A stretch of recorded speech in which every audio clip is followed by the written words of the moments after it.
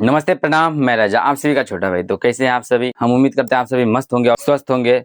तो आज हम सभी पढ़ने वाले हैं विशेषण। विशेषण से पहले भी हम कई क्लास ले चुके हैं, तो अगर आप सभी नहीं देखें उस क्लास को तो जाइए, इस वीडियो के बायो में उस क्लास का लिंक दे दिया गया है। तो आप सब जाइए, देखिए, पूरा वॉचिंग कीजिए उस सभी क्लास को। तो आइए डायरेक्ट विशेषण पे चलते हैं।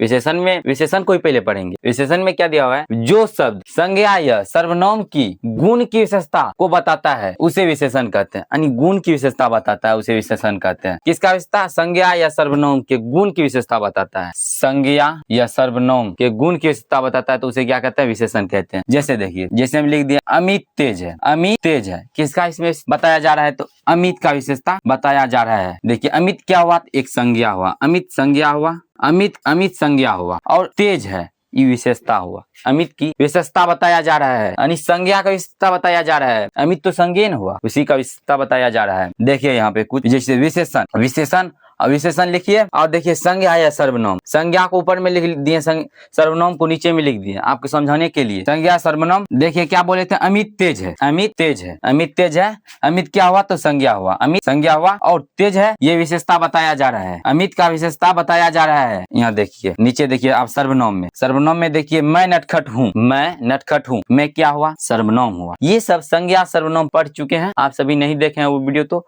आपको बोल दिया जा रहा है, प्लेलिस्ट में वीडियो जोड़ दिया गया है, आप सभी जाइए वो वीडियो देखिए। मैं क्या हुआ? सर्वनाम हुआ। मैं सर्वनाम हुआ और नटखट ये विशेषता बताया जा रहा है। मैं नटखट हूँ, मेरा विशेषता बताया जा रहा है। मैं नटखट हूँ। यहाँ देखिए, अब देखिए विशेषण है संज्ञा सर्वनाम। अब इसी सब का विशेष्य बताया जाएगा। संज्ञा जितना भी आएगा सर्वनाम में संज्ञा सभी का विशेष्य बताया जाएगा। आप पूरा वीडियो वॉच कीजिए, आपको एक एक विशेषण में एक एक पॉइंट समझ में आएगा। तो आइए अब आगे चलते हैं। तो आगे क्या है? अधि विशेषण संज्ञा की विशेषता को बताता है तो उसे विशेष्य कहते हैं। क्या? विशेषण संज्ञा की विशेषता को बताता है तो उसे विशेषण कहते हैं। यहाँ देखिए संज्ञा की विशेषता को बताता है, यहाँ सर्वनाम की विशेषता को बताता है। विशेषण यहाँ संज्ञा की विशेषता को बताता है, यहाँ सर्वनाम की विशेषता को बताता है तो उसे विशेषण कहते हैं। यहाँ सर्वनाम की विशेषता को बताता है उसे विशेषण कहते हैं, विशेष्य कहते हैं। जैसे हम देखिए भैंस काला है। भैंस क्या हुआ? भैंस क्या हुआ? विशेष्य हुआ भैंस और काला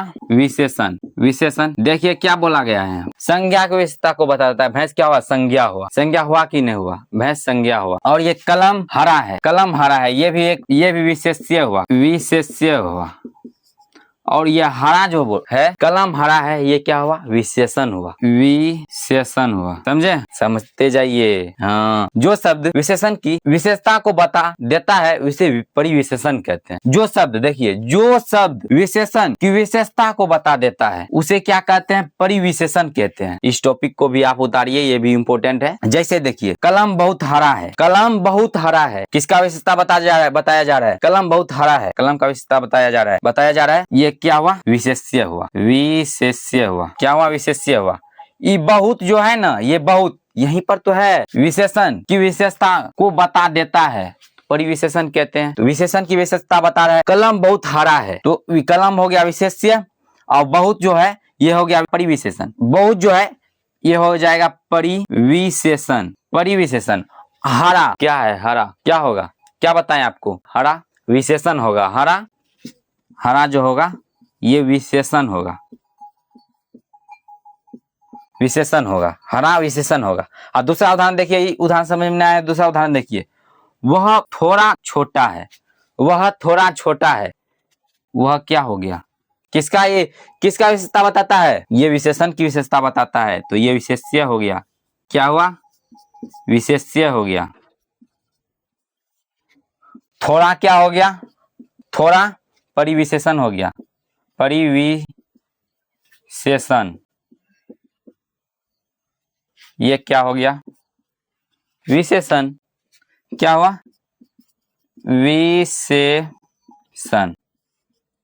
विशेषण।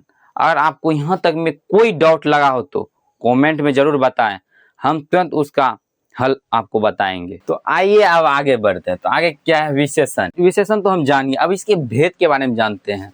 भेद यानी प्रकार के बारे में जानते हैं। भेद या प्रकार के बारे में। तो देखिए विशेषण जो होता है, विशेषण के भेद जो प्रकार होता है ये 4 होते हैं। आपको बोर्ड क्यों में पूछा जाएगा विशेषण के भेद या प्रकार कितने होते हैं? तो विशेषण के भेद या प्रकार 4 होते हैं, इतना आप याद रखिएगा। पहला तो कौन है? गुणवाचक विशेषण। कौन सा? गुणवाचक विशेषण, दूसरा परिणामवाचक विशेषण, तीसरा संख्या बोधक विशेषण, चौथा होता है सर्वनाम बोधक विशेषण। इसको आप याद रखिएगा। गुणवाचक विशेषण किसे कहते हैं ये सब के बारे में जानते हैं। तो गुणवाचक विशेषण किसे कहते हैं? जिस शब्द से संज्ञा या सर्वनाम के गुण और धर्म का बोध होता है, गुण और धर्म का बोध हो तो उसे गुणवाचक विशेषण कहते हैं। सिंपल सी बात है, संज्ञा या सर्वनाम के गुण और धर्म का बोध होता है, उसे क्या कहते हैं? गुणवाचक विशेषण। जैसे देखिए लाल, हरा, लंबा, छोटा, मोटा।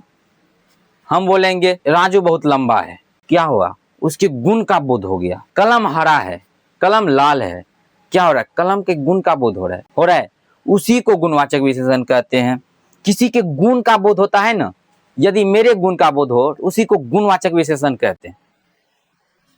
यदि धर्म का भी बोध होगा उसको भी गुणवाचक विशेषण में रखेंगे। आपको पूछा जाएगा निम्न में से कौन सा गुणवाचक विशेषण है? दिया रहेगा लाल, कलर का नाम दे देगा, या तो कोई दे देगा छोटा, लंबा दे देगा, लिख देगा। वहां पर और सब भी ऑप्शन दिया रहेगा, लेकिन उसमें आपको चूज करना है गुणवाचक विशेषण। आगे है परिणामवाचक विशेषण। तो इसके बारे में जानते हैं, परिणामवाचक विशेषण के बारे में।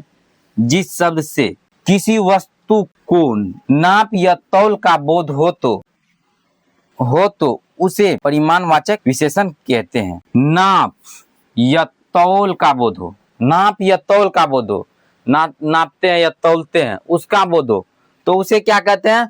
परिमाणवाचक विशेषण। जैसे देखिए थोड़ा, बहुत, अधिक, कम। जैसे देखिए राजू थोड़ा बड़ा है, क्या हुआ? उसके परिणाम का बोध हो रहा है। जैसे कोई हम सामान खरीदने जाते हैं, नापने वाला चीज, हमने जैसे दाल ही खरीदते हैं, दाल थोड़ा कम है, हम परिणाम लगा रहे हैं तभी हम बता रहे हैं दाल थोड़ा कम है, उसमें परिणाम का बोध होता है, उसी को परिणामवाचक विशेषण कहते हैं। जिसका परिणाम का बोध हो, या जिसे क्या हम यहाँ पर बोले हैं नाप या तौल सके, उसी को परिणामवाचक विशेषण कहते हैं। जैसे थोड़ा, बहुत, आदि, कम, उसी, आदि बहुत सा होता है। हम उम्मीद करते हैं आपको यहाँ तक समझ में आ गए होंगे। अगर समझ में आ रहा है तो वीडियो को लाइक करें और चैनल को सब्सक्राइब करें। तो आइए अगले टॉपिक पर चलते हैं। अगला क्या है? संख्यावाचक विशेषण। संख्यावाचक विशेषण हम इसको शॉर्ट में बना दिए। संख्यावाचक विशेषण में देखिए, जिस विशेषण से संख्या का बोध होता है संख्यावाचक विशेषण कहते हैं। सिंपल से बना दिए, जिस विशेषण में संख्या का बोध होता है उसे संख्यावाचक विशेषण कहते हैं।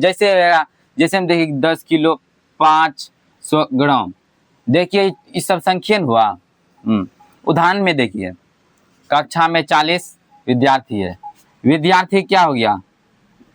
संज्ञा। लेकिन संख्या यहाँ पर कहाँ पर है? यहाँ कहाँ पर है संख्या? तो 40, ये संख्या है। दूसरा है, इस बस में चौथी खिड़की नहीं खुलती है। इस बस में चौथी खिड़की नहीं खुलती है, खिड़की क्या हुआ? संज्ञा हुआ। संख्यावाचक यहाँ पर कहाँ पर है? संख्या कहाँ पर है? यहाँ है चौथी, खिड़की के बगल में संख्या, ये संख्या चौथी। 4 भले ना लिखा हो, यहाँ पर लिखा है ना चौथी संख्या का बोध हो रहा है। देखिए राजा को 25 रुपए चाहिए, राजा को 25 रुपए चाहिए, रुपए तो संज्ञा हो गया। आप देखिए संख्या कहाँ पर है? 25, यहाँ पर है संज्ञा। इस कक्षा में कुछ छात्र भाग गए हैं, इस कक्षा के कुछ छात्र भाग गए हैं। छात्र क्या हो गया? छात्र संज्ञा हो गया। कुछ भले यहाँ संख्या ना दे दिया है, कुछ आखिर ये संख्यावाचक में ही आता है। कुछ छात्र भाग गए हैं, संख्यावाचक में ही आएंगे। तो संख्यावाचक को 2 भागों में बांट दिया गया है। कौन कौन? तो निश्चित में फिर और अनिश्चित में। निश्चित और अनिश्चित दोनों में बांट दिया गया है। अब देखते हैं निश्चित में क्या होता है। निश्चित में होता है, जैसे देखिए मेरे पिताजी मुझे 4 रुपए ये दिए, 4 रुपये दिए, मेरे पिताजी 4 रुपये दिए। यहाँ पर निश्चित तो हो रहा है ना, मेरे पिताजी 4 रुपये दिए, निश्चित हो रहा है, ये निश्चित में आ जाता है। अब अनिश्चित में देखिए, राम को कोई मारा, मारा। हम नहीं जान रहे हैं हमको कौन मारा नहीं मारा, लेकिन कोई मारा, उसको कोई मारा, हमको पता नहीं है कोई मारा। तो ये हो जाता है अनिश्चयवाचक। ये हो जाता है अनिश्चयवाचक में, ये हो जाता है निश्चय में, और ये हो जाता है अनिश्चय में। अनिश्चय में ये निश्चित में हो जाता है या अनिश्चित में हो जाता है। हम उम्मीद करते हैं आपको यहाँ तक समझ में आ गए होंगे। आइए आखिरी और अंतिम बार देखते हैं क्या है सर्वनाम बोधक। सर्वनाम बोधक या सर्वनामिक वाचक विशेषण, यही दोनों एक ही होता है। तो किसे कहते हैं? पुरुषवाचक और निजवाचक सर्वनामों को छोड़कर शेष सर्वनामों का प्रयोग विशेषण के समान हो तो उसे सर्वनाम बोधक विशेषण कहते हैं।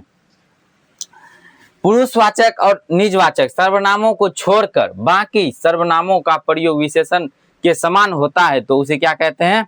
सर्वनामिक विशेषण कहते हैं। जैसे देखिए, कौन, क्या, यह, वह, कोई आदि। जैसे देखिए कैसे पहचान करना है, वह मोहन नहीं है, वह मोहन नहीं है, ये क्या हुआ? सर्वनाम बोधक विशेषण हुआ। सर्वनाम बोधक विशेषण हुआ। इसमें तो ये क्या है? संज्ञा। और ये क्या है? सर्वनाम। हम उम्मीद करते हैं आपको ये क्लास बहुत अच्छा लगा होगा। फुल वॉचिंग करने के लिए धन्यवाद। तो मिलेंगे इसी तरह नेक्स्ट वीडियो में।